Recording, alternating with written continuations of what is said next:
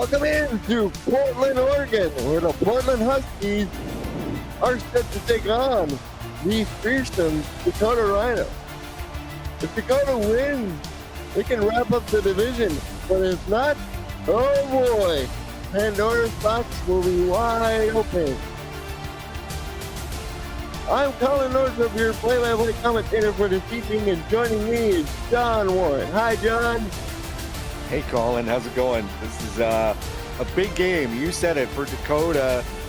They've lost 3 of their last 5 games. They've really got to win tonight to not only clinch a spot, but to make this less dramatic heading into the postseason for their fans. Let's see if they do it. These are 2 high-octane offenses, high-scoring. Excited about this one. Dakota will kick off to Portland first. AJ Horn to kick off. And it'll be knelt out, and Emmanuel Blackman, the quarterback, the only clean player on this Husky team, he'll come out first and 10. From the shotgun, hit left-hander back to throw, dump it off to the sideline. No, it's dropped by Teray Wright, incomplete. And John, Portland has quite the task in front of them with Blackman at quarterback. They do. This is a high-scoring offense, but a lot of that is really due to Emmanuel Blackman's decision-making. 25 touchdowns, 11 interceptions, 71% of his passes completed. He is one of the hottest quarterbacks in the league right now. Blackman back to throw again, underneath, caught, and running upfield is Dwayne Knight, the tight end. That'll be good for 11 yards and a first down. Yeah, Dwayne Knight has been in the UFL for quite some time. That was a nice catch for the first down. 14th-year man out of USC, spent the previous 11 years with Chicago. As the run by Wright is stuck for a 3-yard loss by one of those big linebackers. Oh, that's Montgomery on the tackle there from the corner position. Free safety Trey Montgomery unclaimed, but just coming through. Not enough blocking there on that far side, and just a great wrap-up tackle by Montgomery. That's a huge loss from running back Teray Wright. This is a Portland defense and only gives up 22 points a game. As Blackman will dump it underneath it. No, doing that time, setting up a 3rd and 13. And John, this is a fearsome Dakota defense, particularly those Pfister brothers up front on the defensive line. Yeah, Menachem and Mordecai Pfister and Malachi Pfister all along that line. They are devastating. Suki Padre there in the middle, also an incredible linebacker. Maybe their best player pound for pound. And then Rick Kuhn there in the defensive backfield. Very talented player. Padre 6'4", 238 in the linebacker as Blackman, the left-hander, fires complete. No! Ooh, They said it dropped. I thought for sure that was going to be caught by number 82 out there for Portland, but instead, AJ Price drops the ball. I mean, I don't know how many football moves you have to make for that not to be a catch. I mean, that almost looked like a fumble to me, but be that as it may, A.J. Price cannot hold on to it after that series of hits. I guess it did get knocked loose on that first one. That was a really wonderful-looking ball from Blackman, right on the money, but just couldn't hold on to it. They're going to have to punt. As L.C. Prost is able to knock it loose, and Portland has to punt it away wearing the all-purples for this primetime contest, and we'll get to see Billy Flagg and the rest of the Dakota offensive attack take the field first and 10. Liam Seitz is the tailback, number 44. Tight end in motion across formation. And they'll start off with a pass to the flats, and that'll go for a few yards. John, of course, Billy Flagg is the key star, but don't forget about Tony Horn as well as Mike Coco. Yeah, Tony Horn is just such a security blanket type tight end for this team. Billy Flagg loves him. Mike Coco, good receiver there, as well as Liam Seitz in the backfield. We should see a healthy dose of him today.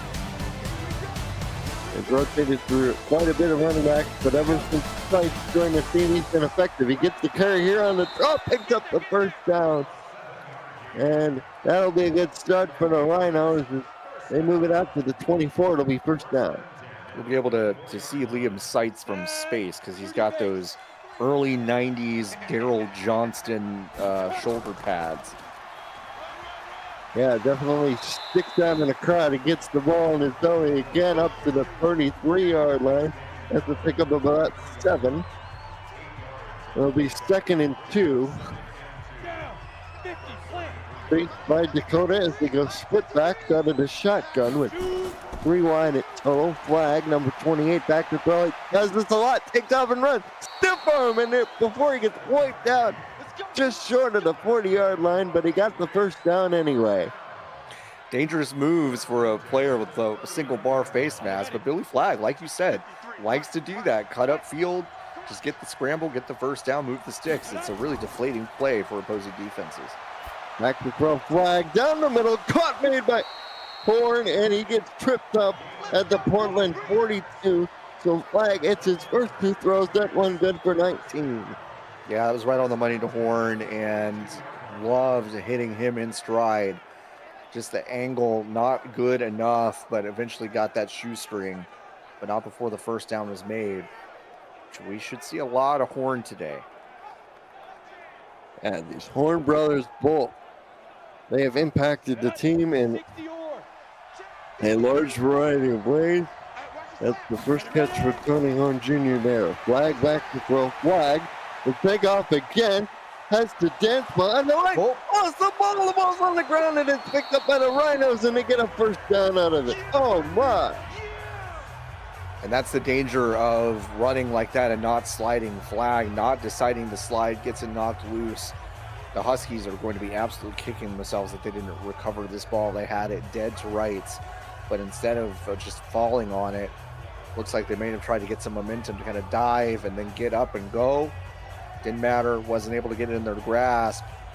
And this is going to be 2nd and 1, so could have been a disaster, but instead it's just a 2nd and short. Center Gray fell on the ball. Miller forced it loose for Port.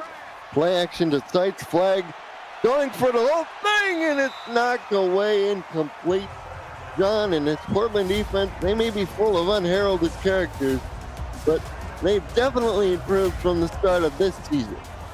Yeah, and a couple of unclaimed players just to note here. Sean Muller in the left linebacker slot, talented player. Dominique Haynes might see some action today. This is not a deep secondary, so he is a really busy player in that defensive secondary for Portland. Going back to that last play, I think that was a good play call, but maybe not the best read from Flag. 3rd and 1, throw over the middle, throw! Oh my God. Oh, it dropped. He had the first down. That was number 83 for the Rhinos. Had it in his hands, and he dropped it. That was Monte Harris, John. And that was the classic. You're looking upfield, looking for a seam to get between some defenders there, get a bunch of extra yards, but you're looking upfield before you're securing the catch. That is a killer. We're probably going to see a field goal attempt here from A.J. Horn. And indeed, we see the kicker out. Native of Clearwater, Washington. Oh, no good. It was short and off to the side, and the Rhinos come away with nothing. Yeah, it was a long attempt. I knew it would be a little bit tricky for AJ. May have had the distance, but I think it was just wide right. Oh, that is a killer. And you got to be thinking back to that Monte Harris drop. Just would have been an easy pitch and catch first down instead. Field goal attempt, and it's no good. Blackman will operate from an empty shotgun, 5 wide, staring against the 3-man front. They bring 4 people. Throw out to the flat is good for a pickup of 2, as Blackman has started 2 for 5, throwing Willis on the reception. Yeah, Janelle Willis there, 6'2" target, one of their biggest targets on the field today. I love Emmanuel Blackman's delivery, just that snappy delivery. And the throw underneath, caught, and running upfield to the 47 to set up a 3rd and 2 is Taylor. That's 5 yards. Yeah, that's the backup tight end, backing up A.J. Price. 3rd and short here, close to midfield. And they will give off to Wright, and I don't think he got there. He'll be close, no stop the yard short. Padre on the tackle, number 89. Brought the Thunder down on the little running back, and Portland will once again be forced to punt as they're unable to take advantage of the missed field goal. Suki Padre is all 6'4" of his frame, just a very tall middle linebacker, able to just completely knock the running back right back, and now they're going to force a punt. What a play. And this punt will only go out of bounds to the 32, so the Rhinos will get relatively good field position. Yeah, good field position, bad punt. You want to pin that a little bit deeper. They had plenty of field to do so, but instead, looks like Billy Flagg is going to have a decent start here. Well, they attempted a field goal last time, and they got nothing out of it. But no harm, no foul, as the defense forces another 3 and out of Portland. First down. They will fake the counter to Suggs, and Flagg takes off and running again, and he slides down at the 37. I'm holding my breath every single time Flagg cuts and runs, and that time he was smart enough to slide before taking a huge hit. And it's 2nd and 5. Flagg play action again off the run, and the throw to the side. It's incomplete. Yeah, I'm not sure if he actually hung on to the ball at all, but it didn't look like he got his feet in either.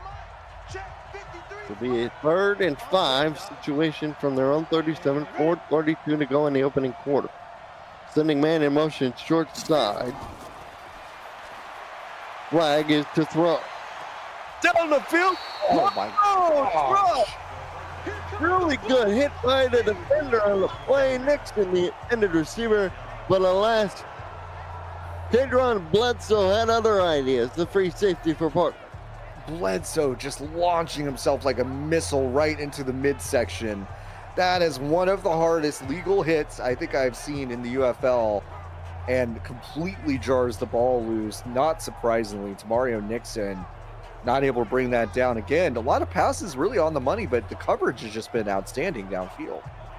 I agree with you, John. The coverage has been unusually airtight from these defensive backs so far in the early going. And it'll be another punt this time by Dakota. And this ball will sail all the way through the back of the end zone. Ball comes out to the 20. It's a really good punt, maybe too good of a punt. That was very nearly out of bounds at the 1 yard line, but it needed to be about a yard short for it to go out the sideline instead of out the back of the end zone. They stack 2 receivers to each side for 4 in total out of the shotgun. Black, the left-hander, fires complete. This is to the 26-yard line, and Knight falls in his second grab. It'll be 2nd and 4. Montgomery records his second tackle. This will be 2nd and 4. Pump fake. They go to that side. Blackman's pass is knocked away, incomplete. Yeah, Blackman kind of decided to do that, really before he could even read the coverage. That was out so fast, just giving his receiver a chance. But again, the coverage was very good downfield.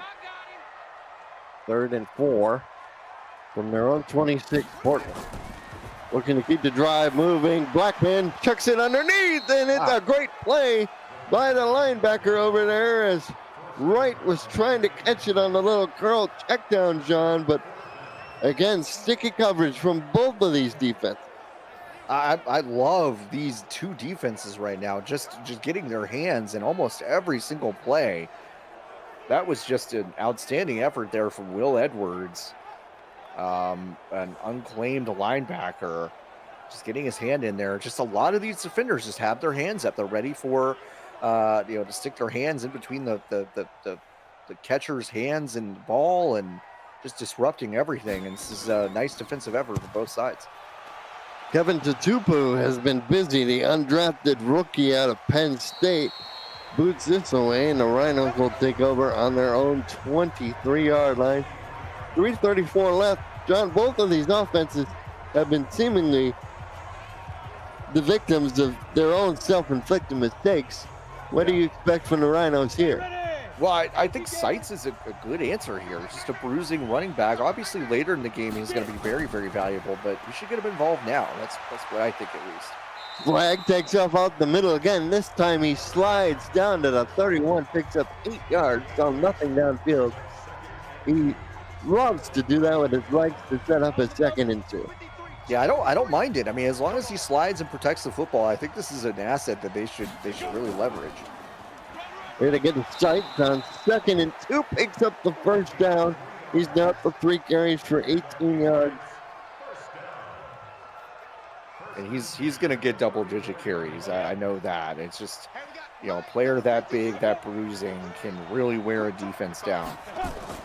3 games, 68 carries, 252 yards. The flag takes off again. Billy Flag in the open field. He's up over the 45 to the 44 of Portland is when they mark him down. And Billy Flag showing off the wheels. He has 93 carries, by far the lead this team for 751 yards. The team's 2nd leading rusher on the season. And just the speed of Billy Flag. I mean, we see why he likes to cut and run. He's certainly an athletic quarterback and can really make things happen with his feet. And Flag out of Navy, native of Pottsville, Pennsylvania.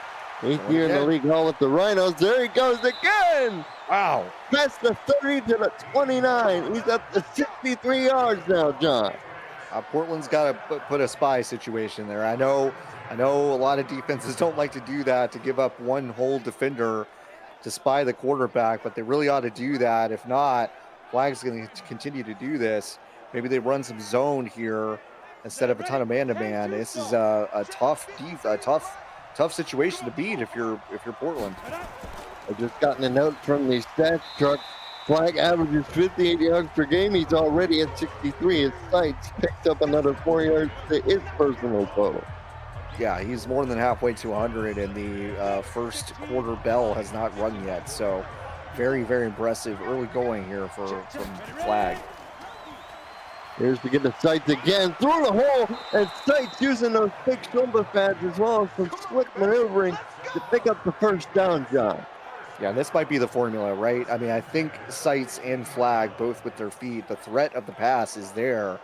But so far, not a lot has been going on for either quarterback. So Flag deciding, keep him honest a little bit by dropping back, but he's going to scramble, and then Seitz is going to get his carries too. Here's Flag to throw. Oh, he just missed Horn, I believe that was. The intended target, and now Billy's 2 of 7 throwing the ball. That was a real messy looking play. I don't know what that was. That was miscommunication from 2 receivers. Both of them should not have been there, and that pass was not on the money.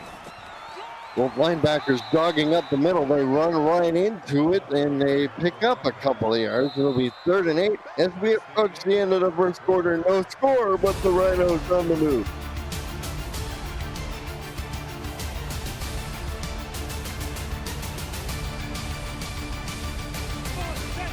Welcome back. You're watching the UFL Primetime game. Colin Northrup and John Warren here in the broadcast booth with you, Cameron Irvine. UFL co-founder standing by. And Flag takes off again out 3rd and 8. But this time the corner stops him right in his tracks at the 11. Yeah, they're going to want to start coordinating a little bit on their run blocking schemes. The receiver there should have turned upfield when he saw Flag tuck that football. Instead, stayed put. That enabled the cornerback to get the angle on Flag. We're going to have to settle again for another field goal attempt, I think. This one for much closer in, but you're right. A.J. Horn did miss the first field goal attempt, although it was a bit lengthy. So we should see our first field goal numbers off the board. Because that was the 13th rush of the game for Dakota so far. And the field goal splits the sticks right down the middle. And it's 3-0 with 11:22 to go in the first half.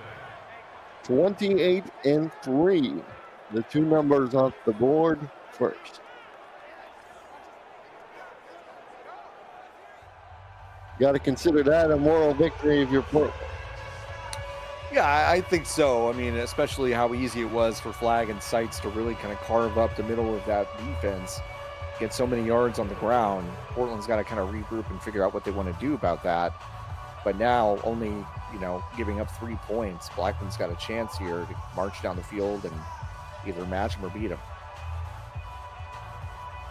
And Horn to kick off to the Huskies. And this will be deep, and it'll be down in the end zone. Ball comes out to the 25, John, and Emmanuel Blackman. He's put the ball right on the money, but these Rhino defenders have been sticky. Yeah, the Rhinos have really come to play to game plan against Emmanuel Blackman's accuracy and confidence, and so far it's been working. Fading in a pocket, will fire underneath, complete the right, and he will only be credited with a yard, as the Rhino defense has only given up 45 passing yards on today's so far.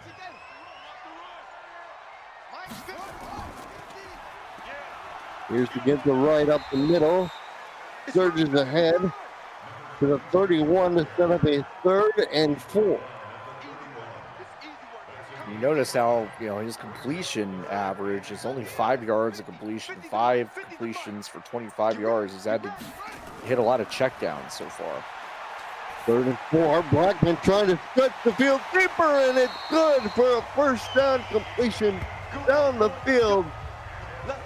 Complete to A.J. Price, who had the drop earlier, John. Yeah, right on time. His longest completion of the game was right there to A.J. Price. You're exactly right. He had that drop, getting rocked in the middle of the field. This time, jumping up, high pointing the ball, has enough time to get down, tuck the ball, get a couple extra yards. Big play for Portland to get some rhythm going. Yeah, let's see if that sparks anything from the purple-clad Huskies, wearing their white helmets with white face masks. Blackman now making some adjustments, sending out Wright, who's split out wide all by himself, and it took too long. Delay of game, offense. And it's a delay of the game, backs him up 5 yards, so it's 1 step forward, 2 steps back, as Emmanuel Blackman called for the delay of game. Yeah, there's almost something about being behind the sticks like this that might force Blackman to take some chances downfield, which is a spot he's used to and thrives in. So we'll see if that makes a difference. They go Jokers, and they flip it out to the tailback, and that I like the thinking there, but in execution it didn't really work, as Wright will be tackled for no gain by Beasley. He's had to check down a few of these, and this one was even worse because it wasn't a super accurate ball. Wright having to jump up and get it slowed him down. And he was taken down 2 yards in the backfield, so this is now 2nd and very long. Don't have to get it all back on this play. They come out of the I formation. They had a 2nd wide receiver. Blackman will turn, give to the running back through the hole. Wright, who squeezed the edge for only a yard. 3rd and very long here. Let's see what kind of magic Blackman's got. He's been known to pull rabbits out of his hat from time to time. Can he pull off a big one here? 3rd and 16 from the 44. Blackman throws underneath, and it's incomplete, just in front of the closest man to the ball. And you could, once that penalty came just through, totally John, derailed. you could tell everything was just off from the word go. Totally derailed it, and that was an awkward pass. You don't normally get those from Emmanuel Blackman. He's one of the most accurate quarterbacks in the league. I don't know if that slipped out of his hands from just a kind of a duck, but was not a good pass, and this punt is going to set Dakota up at the 20. 8:19 to go in the first half. Rhinos in front 3-0. Not a lot for the hometown fans to cheer about as the Rhinos take back over on offense. They got a field goal last drive, John. Let's see what they do here. It'll be 1st and 10 from the 20. 3 wide receivers. They'll send one of them in motion toward the line of scrimmage to create a stack look. Flag back to throw underneath. It's caught, and it'll be a gain of 5 yards. So 2nd and 5 on the play.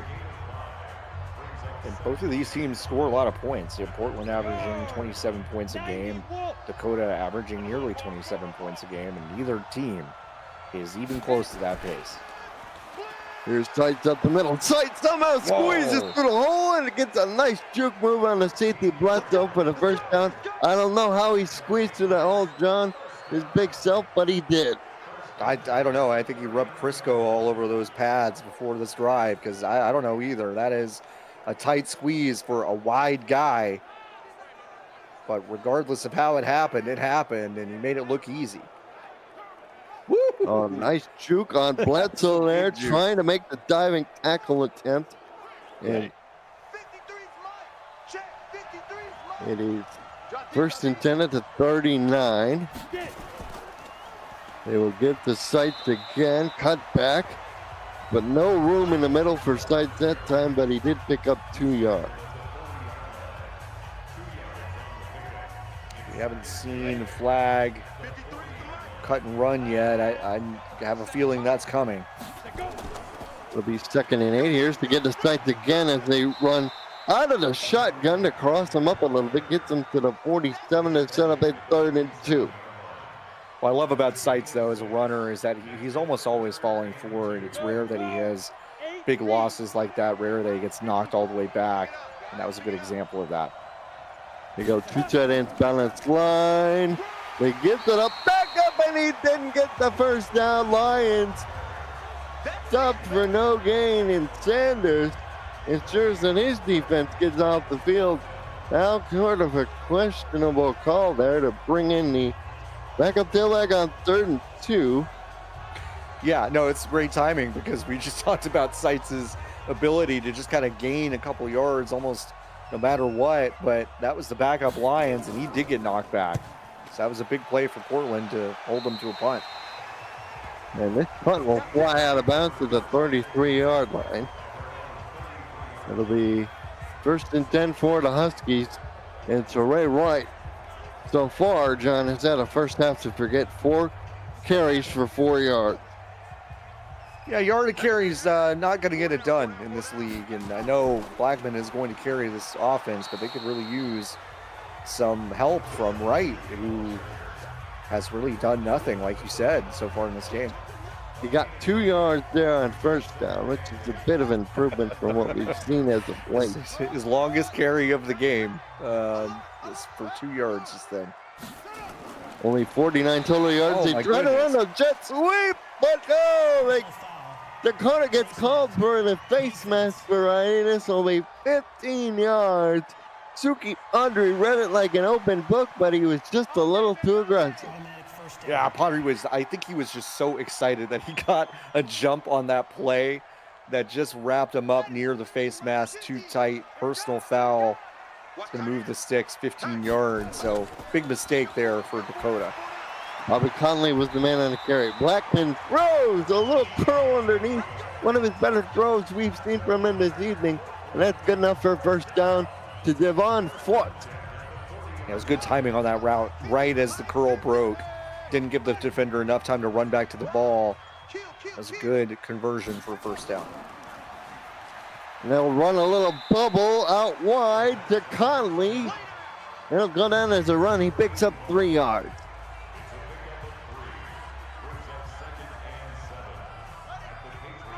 It'll be 2nd and 7. They have three tight ends on the field now. Single wide receiver out wide.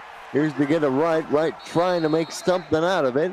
And will be driven down after a gain of a couple. Set up a 3rd and 5. Let's see what Blackman dials up here. I'm going to guess a pass crossing pattern near the middle of the field. And Blackman will throw. It's complete for the first down.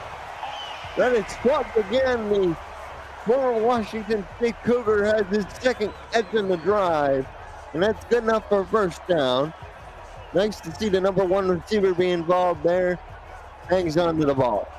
Absolutely, and that play took a little while to develop, but Blackman had time. He had a lot of time. Just stay back there, be patient, let those routes develop. that zone coverage ended up being a little bit soft there in between the middle linebacker and the sideline, and it was easy. Oh my God! Oh, the sack, it's a fumble. It's recovered by Portland. Thank goodness. And the scrum has finally settled down as I think Malachi Pfister forced the fumble.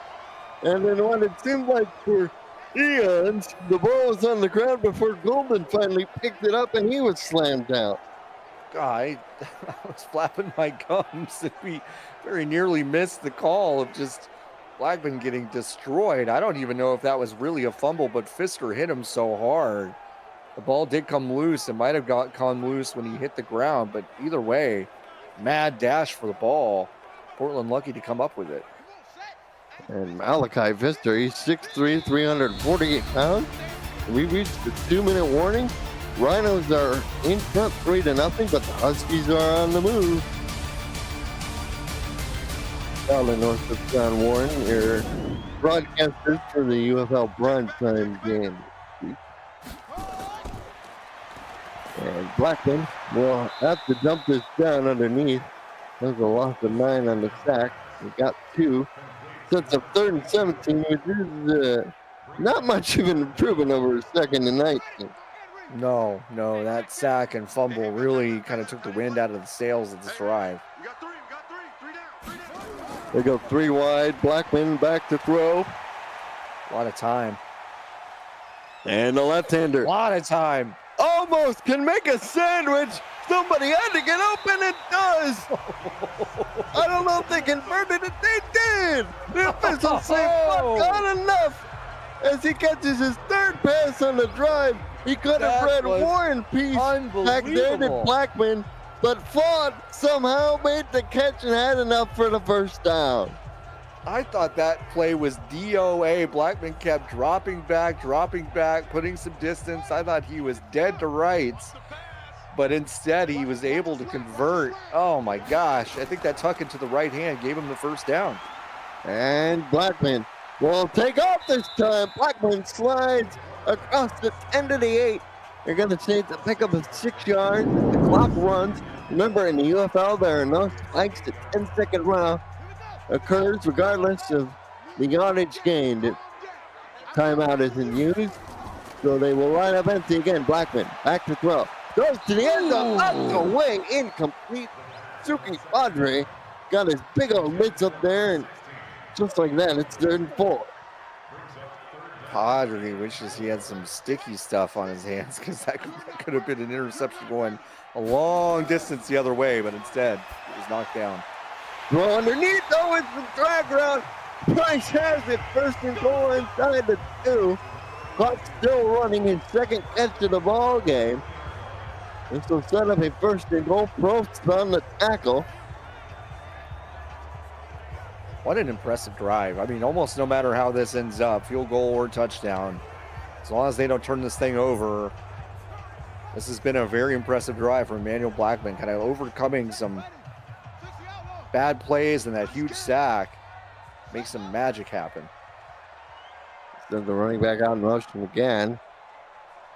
They don't get in trouble for a delay this time as they get away with 10 seconds on the play clock. Emmanuel Blackman too much time. ran out of time as he had to take the sack all the way back at 10. They called time with 24 seconds.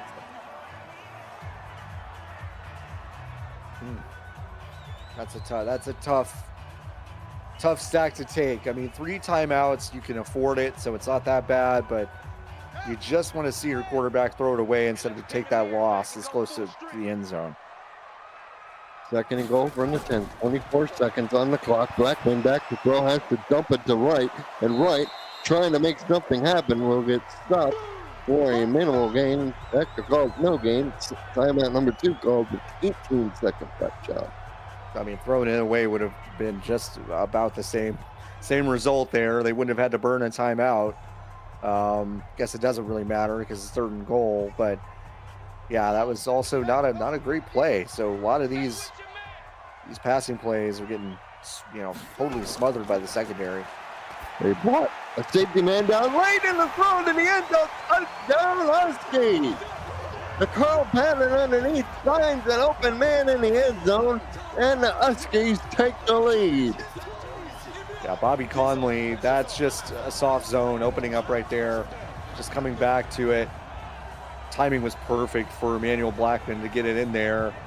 And his team showing signs of life. That was an outstanding drive. I mean, just a lot of dumb stuff happened. We had penalties. We had a couple really bad sacks taken, but Emmanuel Blackman didn't care. He really put this team on his back. Scores the first touchdown of the game. 7-3, a 14-play drive, 70 yards, a little over 5 minutes taken off the clock, and 10 and 7 are now off the board in terms of Hugo. Mike Daggs is disappointed because they are not on his Hugo card. As it's 7-3 with 14 seconds on the first half. Yeah, I mean, not enough time for Dakota to really do anything here. Not expecting much. Portland does get the ball, I believe, to start the second half. So that's a really huge play to put them on top. 7-3 right before the end of the half. They'll get a chance to do it again in about 14 seconds. The kickoff is away, fielded at about the 3-yard line up the middle of the field, across the 25 to the 30. I'll mark him down at the 32. So Billy Flagg and the offense, they have 2 drives. One ended in a made field goal, the other in a missed, and they'll dump this underneath the sights, and they will burn their first time out.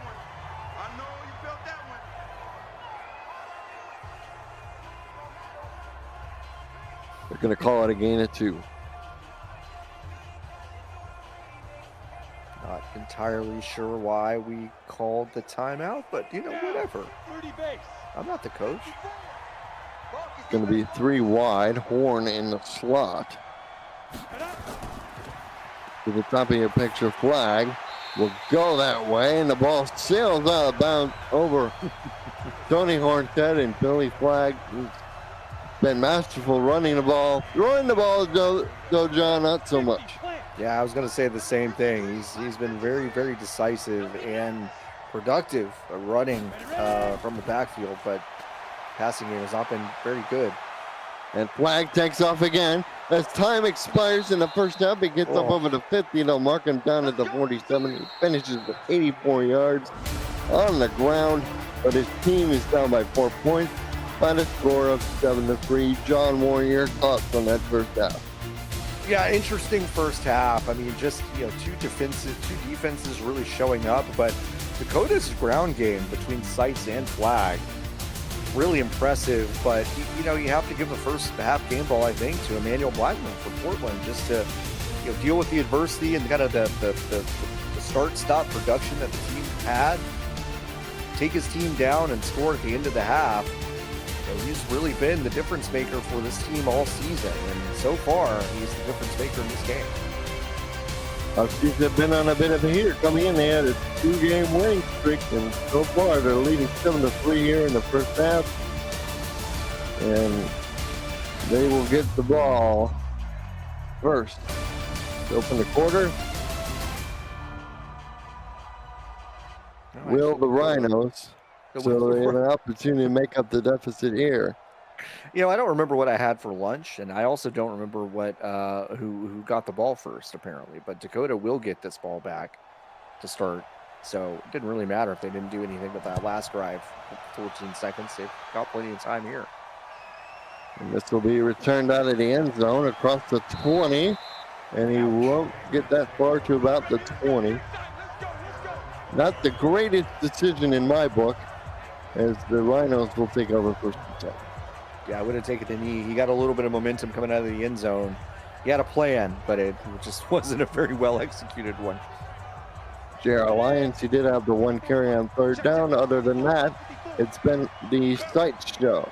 And Billy Flagg will pass for the first time in half, and complete underneath for a gain of a few. It'll be 6 yards. It'll be 2nd and 4. It's Tyler Akins backing up TJ Horn.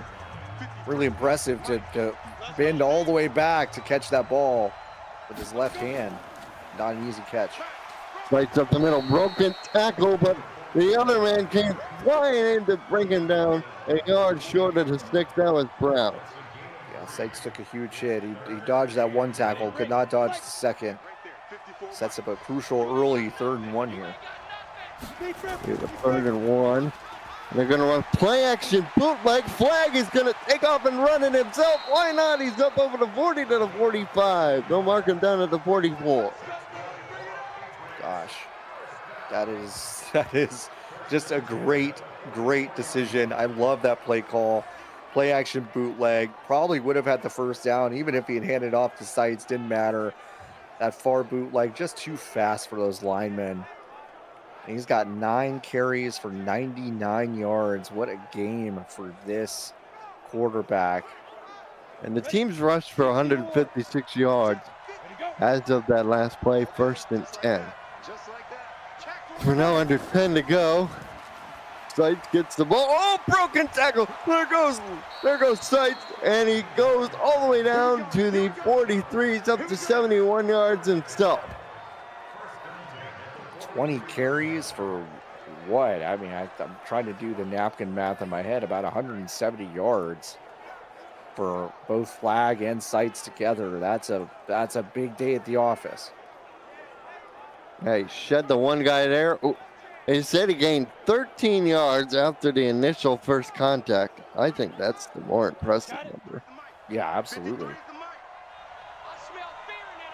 We have a 1st and 10 Flag back to throw underneath. Drag pattern. Nice move in the open field as Billy Flag is now 6 of 12 thanks to that last completion to Nixon. Good first up. Yeah, nice play. I like that. I like that crossing pattern from Tamario Nixon. He's really fast. Able to get that ball in stride. Wasn't a first down, but took a big chunk out. He did make up for the drop, and Sights makes the nice catch out of the flats in the backfield. Good enough for a first down. And that'll be up to the 30. So the passing game's starting to heat up for the Rhinos. Yeah, sometimes the pass can really help set up the run. And in Dakota's case, it's maybe the opposite. You know, keeping them honest with the ground game, opening some things up for the passing game. Flag dumps it underneath, took another check down. Nothing wrong with that as he picks up 5. Yeah, chunk yards are totally fine. If you can string enough of them together without any losses, you'll just keep getting these first downs and wearing this Portland defense down. Here's the draw play to Sights, and that's not going to work as he was body slammed down to the turf. We're no gain to set up a 3rd and 5. That was a big tackle. Impressive to bring a guy like Sights down.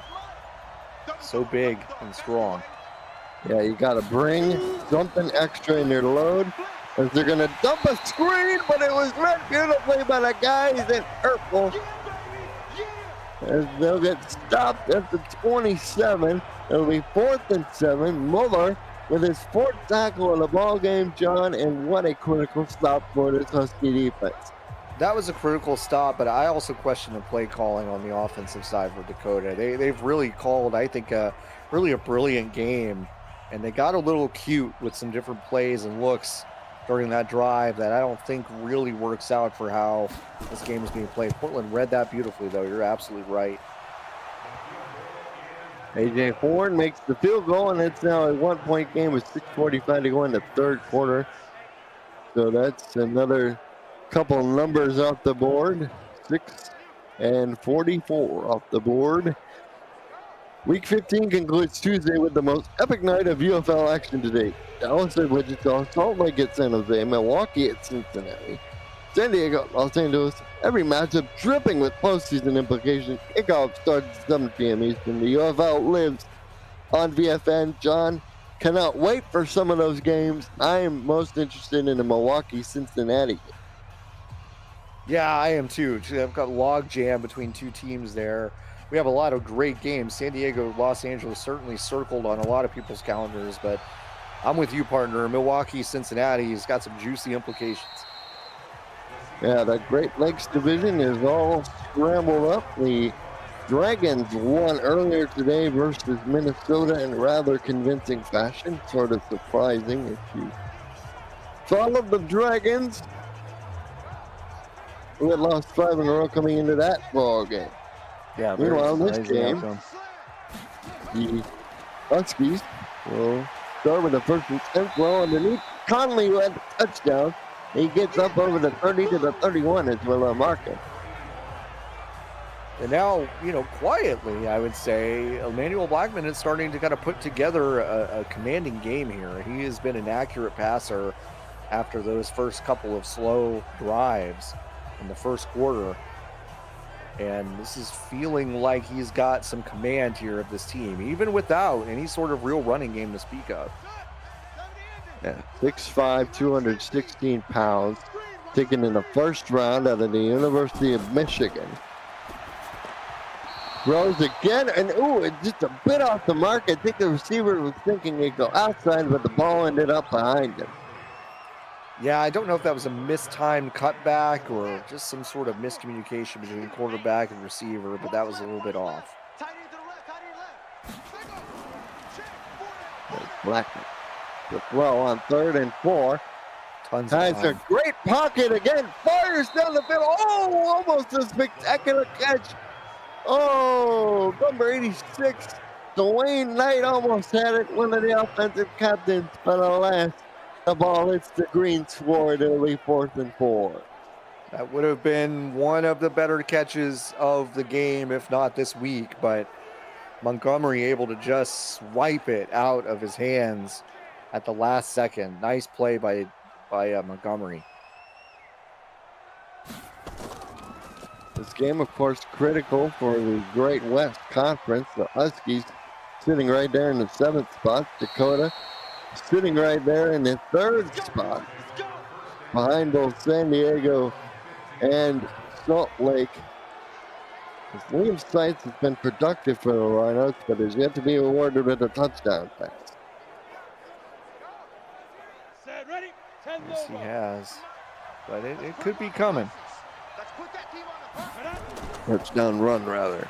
He gets the ball here on the stretch, and he made a nice move, running over a defender. And if he was able to keep his feet, John, I think he would have still be running. He might have been. He had a lot of daylight in front of him if he had broken this tackle. Nice speed to cut to the outside. Oh, he wanted it so bad, but just kind of tripped up there around the 30-yard line. But Seitz is having an outstanding game. Something also low-key on the graphic, the San Jose Outlaws are also 7-6, so they have a keen interest in this game. They're probably rooting for the guys in the white shirts to win. Give them a little bit of breathing room, maybe move up a spot or two depending on the results of other games. The hit is made there for a loss. This defensive line report, they've been active. Yes, they have. Yeah, a lot of teams in the league still really control their destiny, and you're right. I think probably helps them if. Big run here. Right up the middle. It parted like the Red Sea, and he gets knocked down at the 45. He had a nice stiff arm to boot. They're up to 251 yards of offense now. Yeah, that really did start up front, though, with that line opening a huge hole. That's 100 yards for Seitz and 99 for Flag still, so nearly 200 yards between these two players. This has been the game plan in a way to really control the tempo. 25 rushes, only 15 passes for the Rhinos. This will be pass attempt number 16, perhaps. Yes, underneath. It's complete. And Nixon, I think, was the man who got the ball. He was like flung backwards, but they'll give him forward progress for 7 yards. Yeah, Nixon looked like he was tossed out of Luke Cage's bar. That was unbelievable.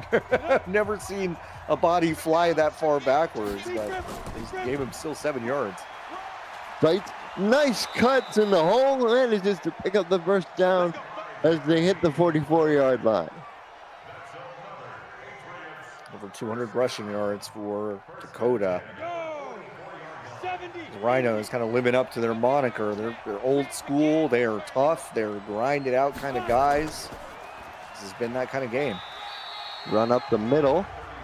That is to Hybe. So they go further down the depth chart. He picks up 2 yards.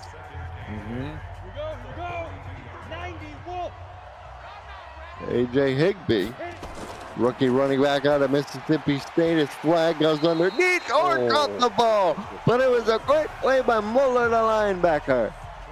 Yeah, that was a good play by Muller. Yeah, TJ Horn wishes he could have that one back. I had said earlier that Sites reminded me of Daryl Johnston, but we've got some other shouts in the chat. Mike Allstott, Christian Okoye, definitely come to mind as well. Throw underneath. Ooh, they needed to advance to about the 40, but instead they'll be 3 yards short as Nixon hauls it in again, and Horn will be called on perhaps for the field goal attempt. Yes.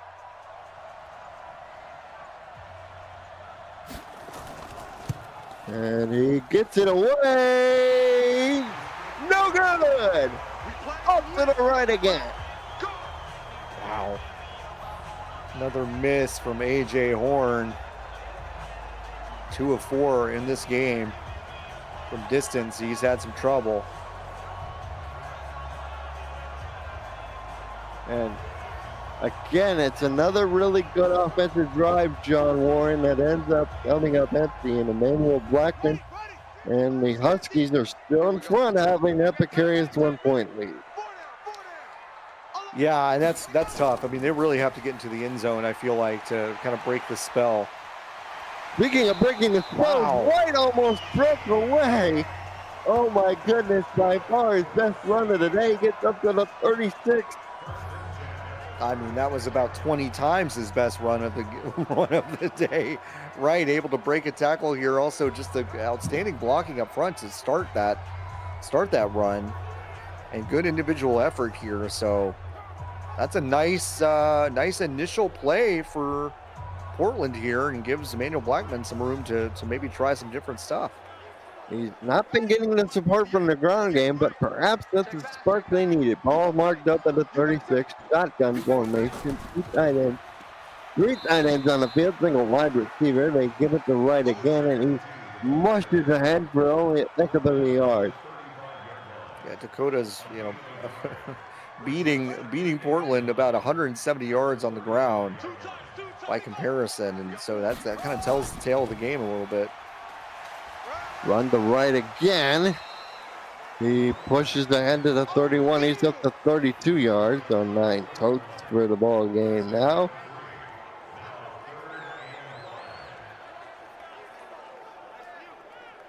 Good little running back. Yeah, I mean, Wright's yeah, he's showing up in the second half. I mean, I think Dakota might have kind of given up on trying to stop the run. Emmanuel Blackman maybe sensing that, dialing up a little bit of that. Coaching staff sees it too. They go trips to the bottom of your screen. Blackman goes opposite to the tight end who has enough for a first down. That's Price. Pottery not able to knock him back before getting the line to gain. Really, Price is kind of struggling there at the end to just get that extra yard, and he did it. It's good conversion. Pottery's been everywhere in this game so far for Dakota. He certainly has. He's filling up the stat sheet. We reached the end of the quarter. It's 7-6 to score.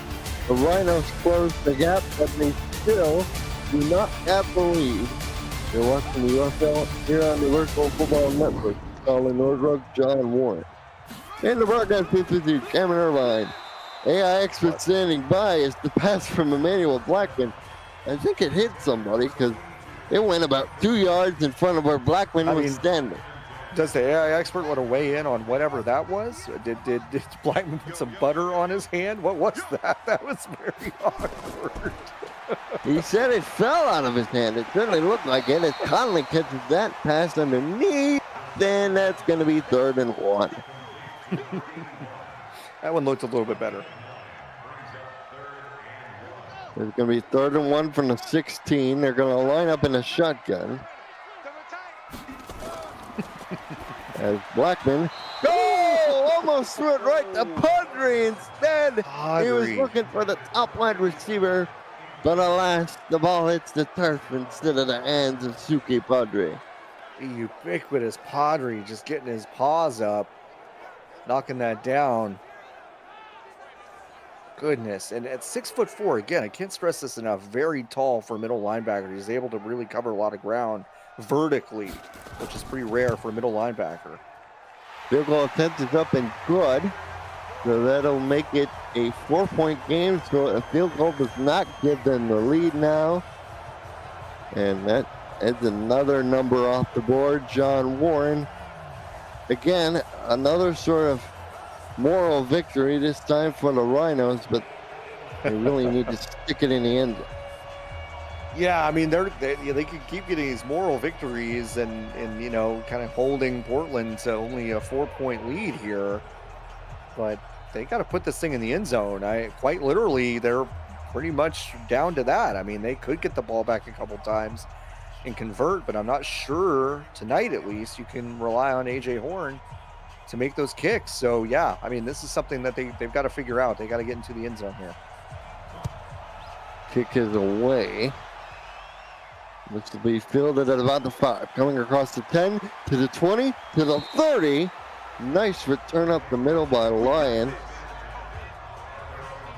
The running back. He'll set him up at the 31.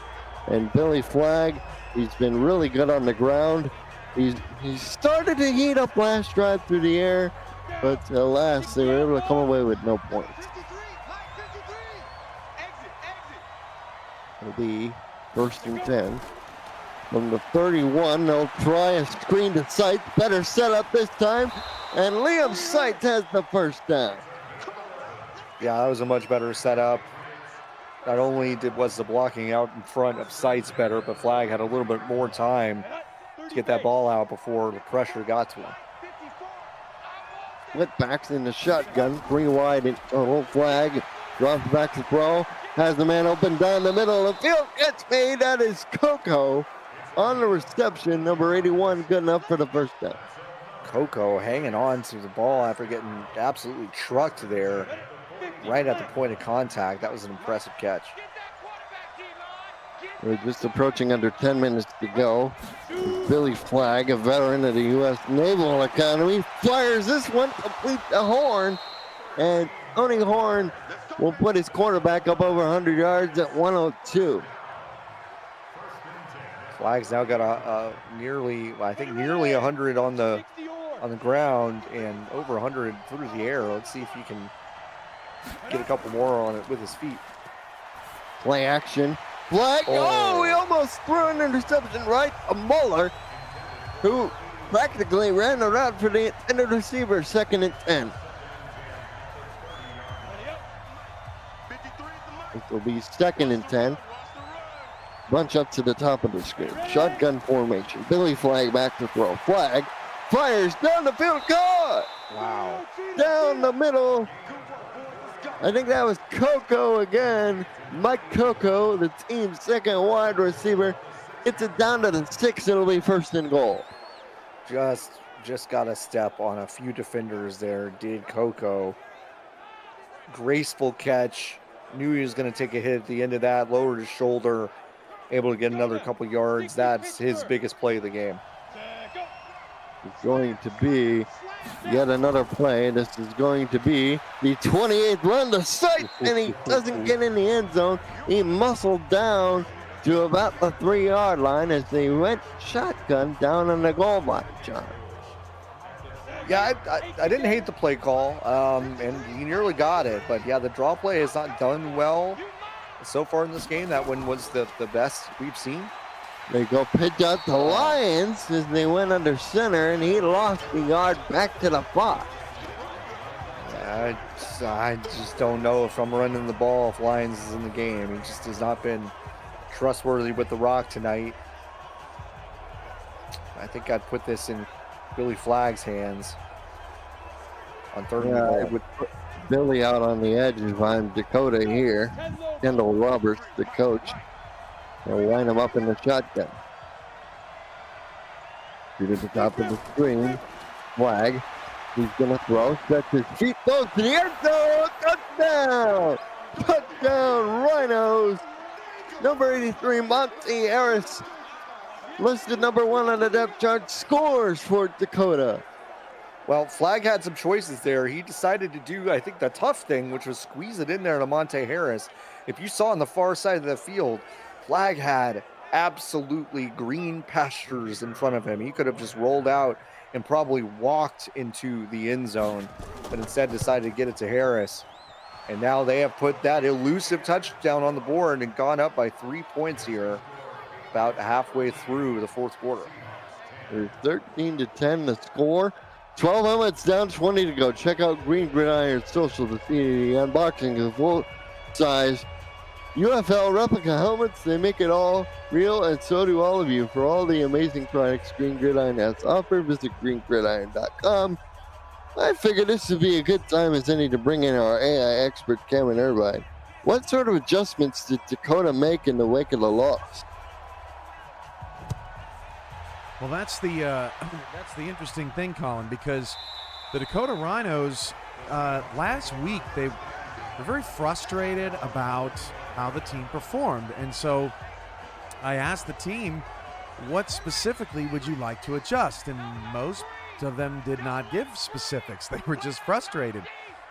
When the team was given the option, a few options on the poll today, they were the only team wow, nice play by Teray Wright. They were the only team that did not vote, did not have a vote. So Dakota sort of playing with fire here in the latter stretches of the season. Obviously frustrated, not feeling like they're playing perfect football right now, but obviously not feeling the intensity or the desperation, I should say, at a 9-4 record. So yeah, very unusual for Dakota not to have votes, but just playing it out here this week, and Portland's giving them all they can handle. Oh boy, indeed. Thank you for that insight, Cam. Very interesting, because adjustments are a thing that you see in this league, John Warren. Interesting that the Rhinos would elect to go with nothing, despite the frustrations of how they played a week ago. I mean, when you lose 3 of 5, I would expect you to be making some adjustments when you're staring down the barrel of a playoff berth. It's not do or die, but it's do or things get really complicated for you. So play action down the middle, Price, the tight end, down the seam. Nobody went with the big tight end, and that's good for 31 yards and a first down to the 14. His offense is heating up a little bit. This has been fun second half. Right up that middle seam, able to just kind of split some defenders there and perfectly placed ball from Emmanuel Blackman. They found openings in that team several times. Of course, the screenplay to right that we saw, John, was also a brilliant call. We haven't seen that a lot from either side today. We approach under 6 minutes to go. Teray Wright on the handoff, and he gets tackled from behind after a pickup of 50 yards. Wright has certainly increased his average from about 1 yard to carry to 3.4. So not having an all-timer day, but he's had a couple big plays here in the second half. Here's Blackman. He's gonna throw. No, down he goes. It's sack time. O'Neal, number 97 on the sack. And that's the third sack of the ball game for the Rhinos. O'Neal. And Blackman didn't see him. Well, he did see him. He just didn't get rid of the ball. He just didn't get rid of the ball. I think that was just a mistake from Blackman. Could have thrown it away. Maybe felt like he couldn't get his full extension to get it away safely. But no matter what, O'Neal was there and made the big sack. Emmanuel Blackman's taken a couple big sacks here, put him in a difficult spot. And Blackman, he's played really well today, but he's had moments like that as we now approach under 5 minutes to go.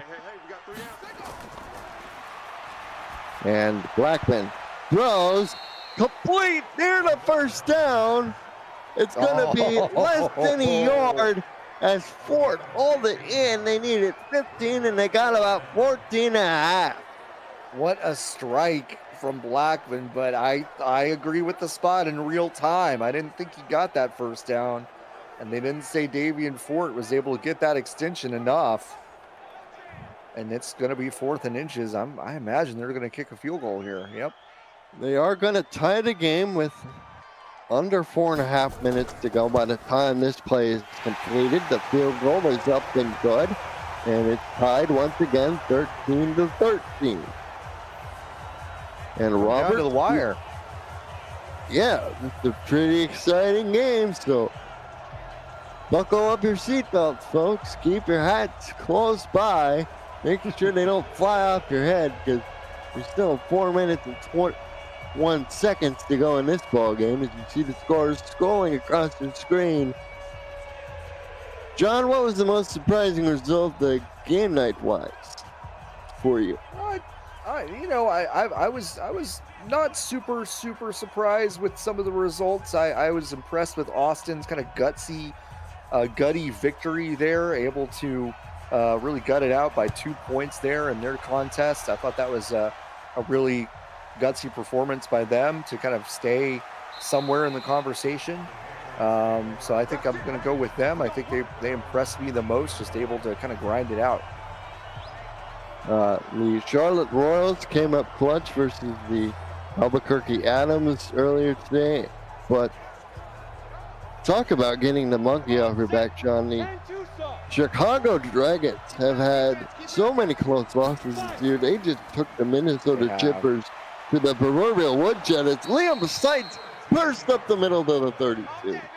Yeah, and ironically, Minnesota has actually given our two teams tonight some trouble. They've given them some recent losses. So Minnesota has kind of been one of those thorns in the side of a lot of teams, despite their bad record. But yeah, Chicago getting a little bit, getting some mojo back earlier this evening with a big win.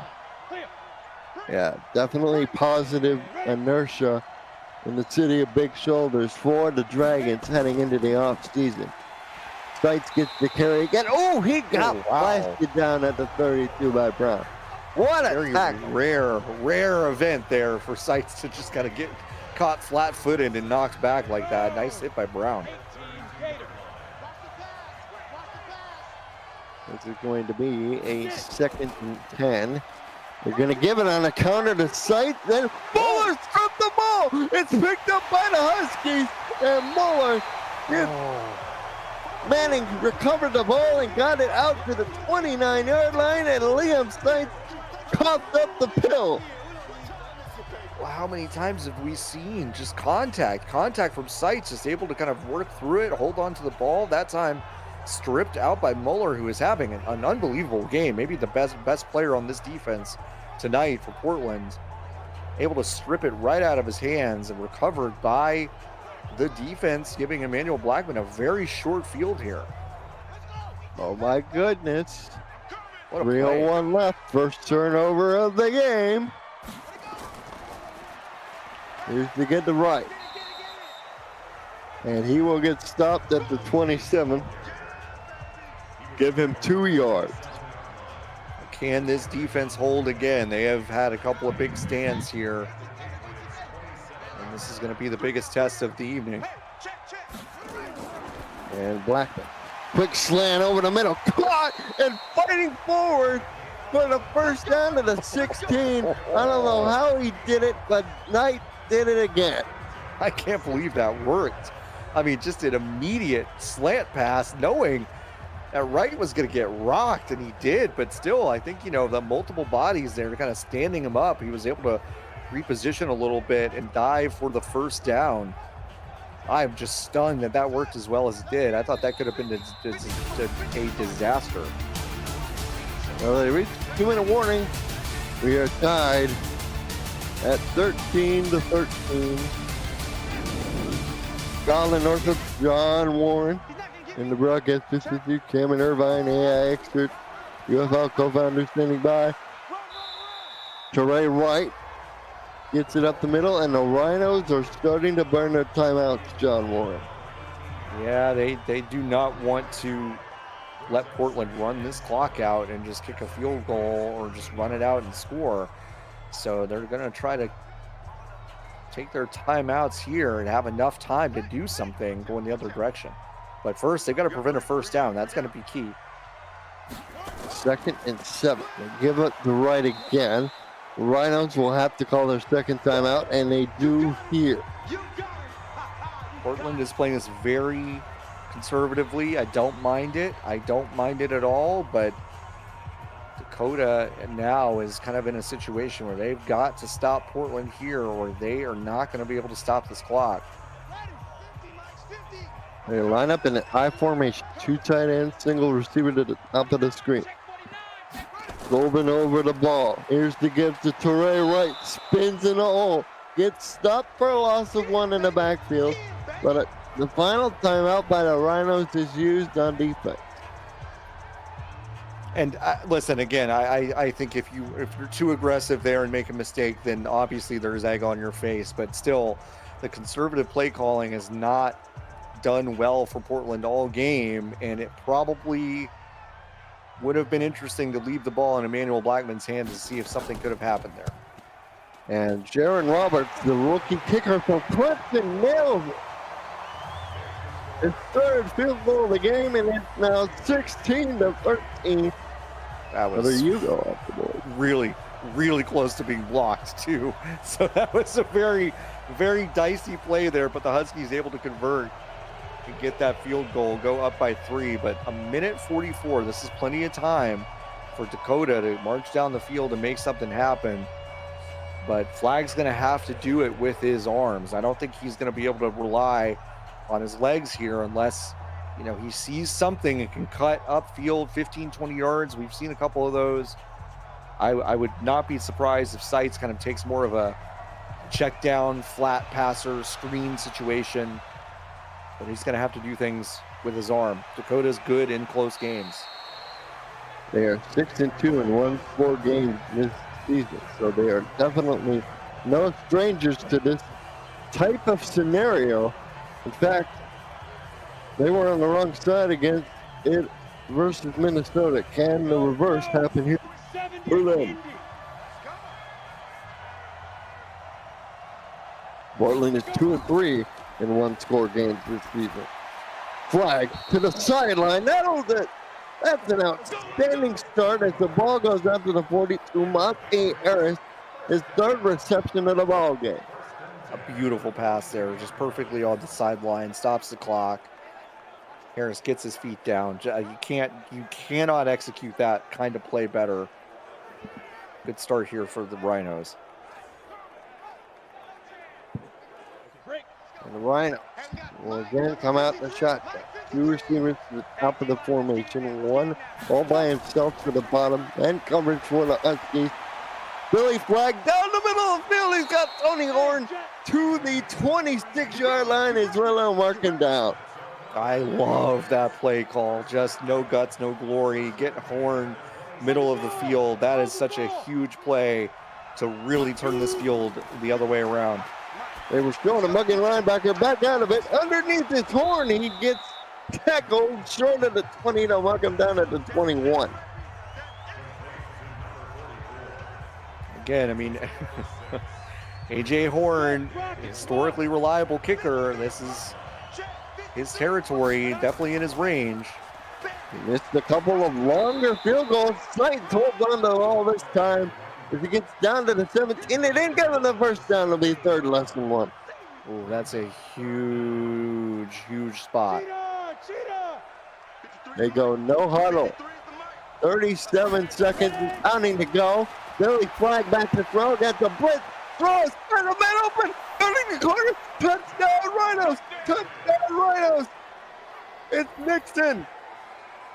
What a gutsy play by Nixon. He caught it right there on the sidelines, and I thought for a second he was just going to run out of bounds, but I think he just saw, like, no, like I can absolutely make it. And I think that's the right call. We will see. It still means that Portland's got 3 timeouts and a ton of time. You almost never want to say, yeah, no, we're not going to take a touchdown. But at the same time, it's a lot of time left on the clock. But still, what a drive. So fast, so decisive by Billy Flagg and the rest of this team. What a drive and what a game for Dakota if this score holds. The critical extra point is up and through. So they go 74 yards in a minute 10 to take a 4-point lead over the Huskies.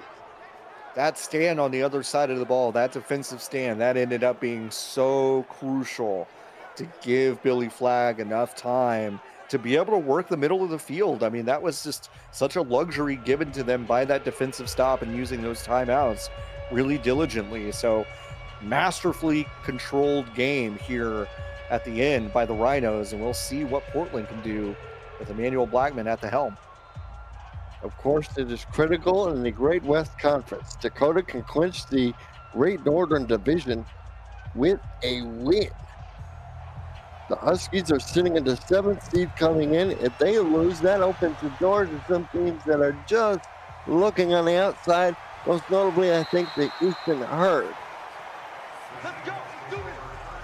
I'm getting some information from Kevin Irvine that they'll fall in a 3-way tie for 8th with Fresno and Houston. Yeah, it's kind of devastating if Portland loses this. I mean, it's not all is lost, of course, but it's one of those things where Portland can really solidify a better position for themselves with a win here and throw Dakota into some chaos. San Jose would move up one spot. Oh, the throw he was dropped it. Sleep of Montgomery, the safety man, who's had a brilliant game all evening, made a great play on the ball. Unbelievable play to knock that ball out of his hands. Second down. Throw over the middle. Caught, made by Conley, and they will use their first timeout with 17 seconds left. Oof, man, there are not a lot of things you can really dial up here. You can do some quick passes in the middle of the field and call timeouts, but you can't really give too much time for a play to develop here unless you want to take some deeper shots. Still a lot of options here bunched up at the far side of the field. Rhinos rush 3. They will have a spy on Blackman. My father's least favorite defensive formation. Hail Mary down the field is knocked away with 8 seconds to go. What a cannon on Emmanuel Blackman. He is just such a strong armed quarterback. I didn't love that call. I think they could have gotten another play or two and gotten a little closer, but now they're just in Hail Mary territory, it looks like. And they're going to try it again. He has to take off and run. Oh, he's got to get down. He's got to get down. Oh, my gosh. He got down to like 30, but he needed some more time than was available on the clock as the Rhinos would clinch the division on a brilliant clutch drive by Billy Flagg. Oh, just you hate to see a game in like that in a lot of ways because Blackman, I think, made a good decision, honestly, but he just needed to get down. He needed to slide about 10 yards before he did to give him a better chance at a Hail Mary instead. This game ends, and what a game for the Rhinos, right? I mean, they clinch the playoffs, they clinch, they put Portland in a bad position. Billy Flagg with an unbelievable drive to end the game. And this Rhinos team has got to be psyched. On the other side, Portland, what a deflating loss. But they're going to be talking about this in Dakota for a long time. That was an outstanding comeback, really turning around their fortunes. They made this such a ground game battle at first, but then turned it around, turned up the heat, and scored a lot of impressive points here in the second half. Thank you for the compliment, Ron Haynes. The Huskies devastated by the turn of events. They had a real opportunity to win the game. I'd like to thank my broadcast partner for the week, John Warren. It's always good calling things to you, my friend. Kevin Irvine, our executive producer extraordinaire. The Dakota Rhinos have won the Great West Northern Division. And for the Portland Huskies, there will be an opportunity to lick their wounds as they head into the final stretch of the season. They have the Denver Avengers next in the next week in the home finale on August the 18th. For all of us at the UFL, I'm Colin Northup. Thank you all and good